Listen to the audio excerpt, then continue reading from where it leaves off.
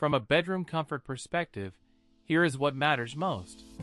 Hey everyone, welcome back to the channel. Before you add the 5.3 retro alarm clock to your bedroom setup, here are the details that matter. I am looking at how it fits in a real room, comfort, size, setup, everyday usefulness, and whether it makes sense for the current price. The first thing to check is how the design works in your actual space, not just how it looks in photos. Metal frame with glass face and ABS backing to use. For a bedroom product that can affect how clean and comfortable the room feels. 2. Features top hook and small balls for easy hanging or standing. That is useful if you care about a cozy setup without extra clutter. 3. Vintage look make it a decorative clock for wall, shelf, bedroom, etc.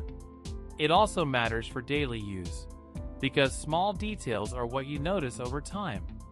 The main positives are top rated, great value, and easy choice. I would still double check the dimensions, color, and exact version before ordering, because bedroom products can look different depending on your space. My verdict: if you want a cozy home upgrade and the price makes sense, the 5.3 retro alarm clock is a solid one to shortlist.